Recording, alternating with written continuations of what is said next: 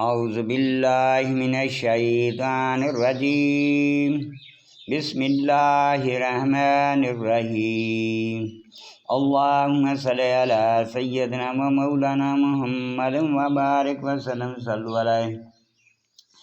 اور بے شک جو آخرت پر ایمان نہیں لاتے ضرور سیدھی راہ سے کتراتے ہوئے ہیں، اور اگر ہم ان پر رحم کریں اور جو مصیبت ان پر پڑی ہے ٹال دیں تو ضرور پھٹ پن احسان فرموشی کریں گے اپنی سرکشی میں بہتے ہوئے۔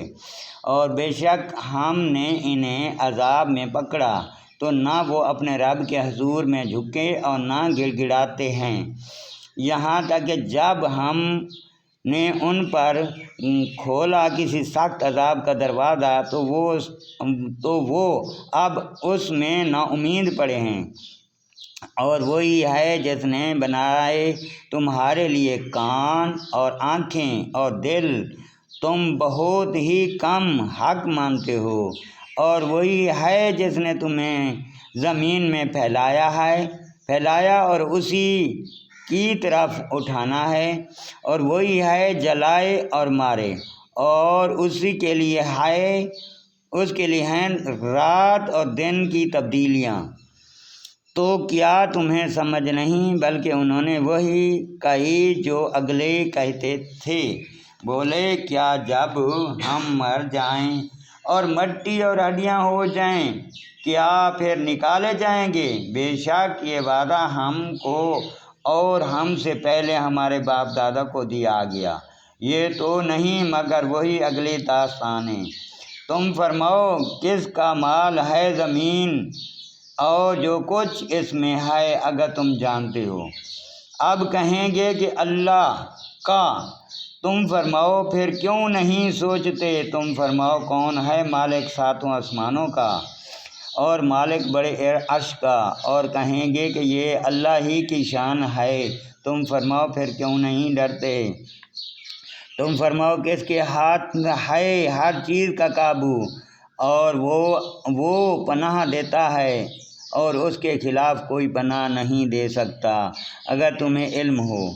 اب کہیں گے یہ اللہ ہی کی شان ہے۔ تم فرماؤ پھر کس جادو کے فریب میں پڑے ہو؟ بلکہ ہم ان کے پاس حق لائے وہ بے شک جھوٹے ہیں۔ اللہ نے کوئی بچہ اختیار نہ کیا اور نہ اس کے ساتھ کوئی دوسرا خدا، یوں ہوتا تو ہر خدا اپنی مخلوق لے جاتا اور ضرور ایک دوسرے پر اپنی تعلی چاہتا۔ پاکی ہے اللہ کو ان باتوں سے جو یہ بتاتے ہیں، جاننے والا ہر نہایت و عیاں کا۔ تو اسے بلندی ہے اس کے شرک سے۔ تم عرض کرو کہ اے میرے رب اگر تو مجھے دکھائے جو انہیں وعدہ دیا جاتا ہے تو اے میرے رب مجھے ان ظالموں کے ساتھ نہ کرنا، اور بے شک ہم قادر کہ تمہیں دکھا دیں جو انہیں وعدہ دے رہے ہیں۔ تو سب سے اچھی بھلائی سے برائی کو دفع کرو۔ ہم خوب جانتے ہیں جو باتیں یہ بناتے ہیں۔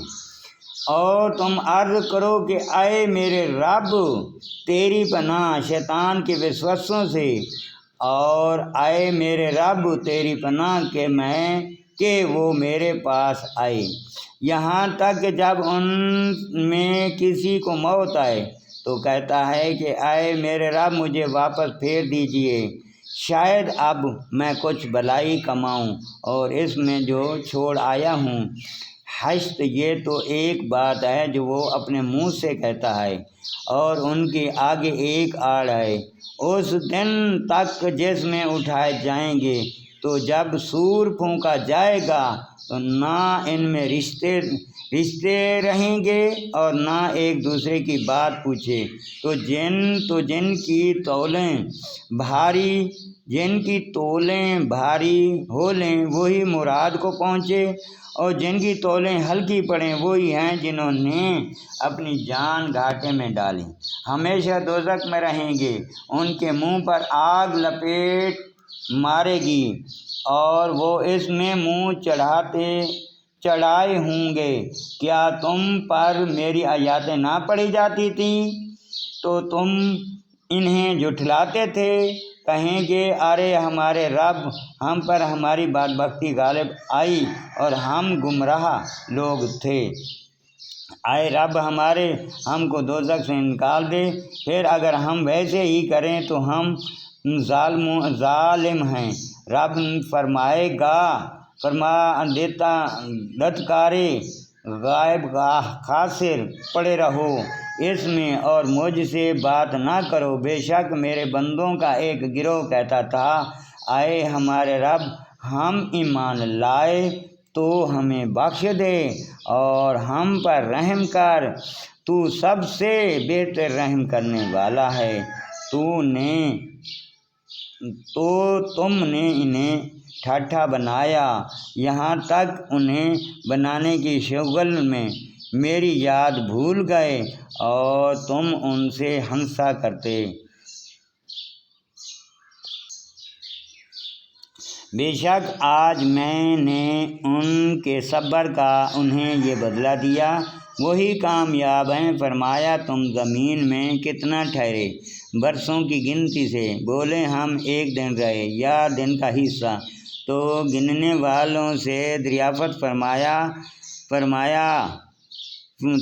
تم نہ ٹھہرے مگر تھوڑے، اگر تمہیں علم ہوتا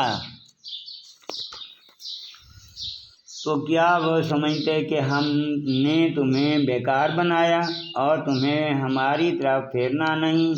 تو بہت بلندی والا ہے اللہ سچا بادشاہ، کوئی محبوب نہیں سوا اس کے عزت والے عرش کا مالک، اور جو اللہ کے ساتھ کسی دوسرے خدا کو پوجیں جس کی اس کے پاس کوئی سند نہیں، تو اس کا حساب اس کے رب کے یہاں بے شک کافروں کا چھٹکارا نہیں۔ اور تم عرض کرو اے میرے رب بخش دے اور رحم فرما، اور تو سب سے بڑھ کر رحم کرنے والا ہے۔